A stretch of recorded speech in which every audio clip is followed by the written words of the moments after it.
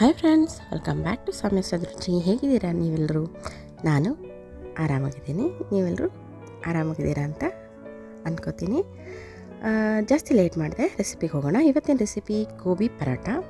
ಇದಕ್ಕೆ ಬೇಕಾಗೋದು ನಾನು 2 ಕಪ್ಪು ಗೋಧಿ ಹಿಟ್ಟನ್ನು ತೊಗೊಂಡಿದ್ದೀನಿ, ಹಾಗೆ 1/4 ಕಪ್ಪು ಮೈದಾ ಹಿಟ್ಟು ತೊಗೊಂಡಿದ್ದೀನಿ, ಹಾಗೆ 1 ಸ್ಪೂನು ಧನಿಯಾ ಪುಡಿ, 1 ಟೇಬಲ್ ಸ್ಪೂನು ಖಾರದ ಪುಡಿ, ಮತ್ತು 1/4 ಟೇಬಲ್ ಸ್ಪೂನು ಗರಂ ಮಸಾಲ, ಹಾಗೆ ಉಪ್ಪು ರುಚಿಗೆ ತಕ್ಕಷ್ಟು ತೊಗೊಂಡಿದ್ದೀನಿ. ನೆಕ್ಸ್ಟು ಇದಕ್ಕೆ ಜೀರಿಗೆ ಹಾಕೋತಾ ಇದ್ದೀನಿ. ಜೀರಿಗೆ ಹಾಕೋದ್ರಿಂದ ಒಳ್ಳೆ ಜೀರ್ಣಶಕ್ತಿ ಚೆನ್ನಾಗಿರುತ್ತೆ ಅನ್ನೋ ಕಾರಣಕ್ಕೆ. ಹಾಗೆ ಇದಕ್ಕೆ 1/4 ಕಪ್ಪಲ್ಲಿ ಅರ್ಧ ಈರುಳ್ಳಿ ಹಾಕ್ಕೊಂಡಿದ್ದೀನಿ, ಸಣ್ಣಗೆ ಹೆಚ್ಚಿರುವಂಥದ್ದು.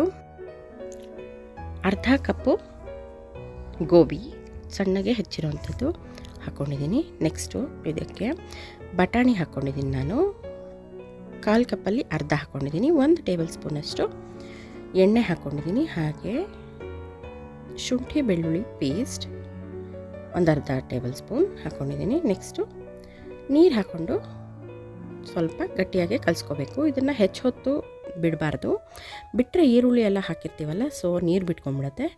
ಆದ್ದರಿಂದ ಕಲಸಿದ ತಕ್ಷಣ ಒಂದು 5 ನಿಮಿಷ ಬಿಟ್ಟು ನಾವು ಪರೋಟ ಮಾಡ್ಕೋಬೋದು. ನೋಡಿ, ಈ ಥರ ಹಿಟ್ಟು ಹಾಕ್ಕೊಂಡು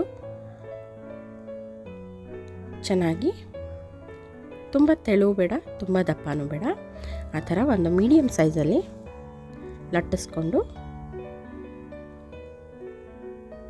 ಚಪಾತಿ ಅಥವಾ ಪರೋಟಗಳನ್ನ ಮಾಡ್ಕೋಬೋದು. 2 ಡ್ರಾಪು ನಾನು ತುಪ್ಪ ಹಾಕ್ಕೊಂಡಿದ್ದೀನಿ.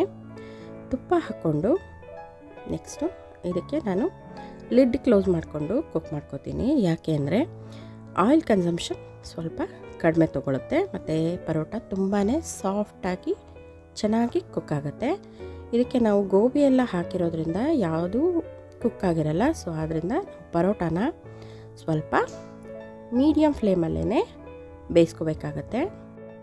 ನೋಡಿದ್ರಲ್ಲ ಫ್ರೆಂಡ್ಸ್, ತುಂಬಾ ರುಚಿಯಾದಂಥ ಪೌಷ್ಟಿಕವಾದಂಥ ಪರೋಟಾನ ಈಸಿಯಾಗಿ ಮನೇಲೇ ನಾವು ಪ್ರಿಪೇರ್ ಮಾಡ್ಕೋಬೋದು. ಇನ್ನಷ್ಟು ಒಳ್ಳೆ ಸದೃಚಿ ರುಚಿಗಳಿಗಾಗಿ ನಮ್ಮ ಚಾನಲ್ನ ಸಬ್ಸ್ಕ್ರೈಬ್ ಮಾಡ್ಕೊಳ್ಳೋದ ಮರಿಬೇಡಿ.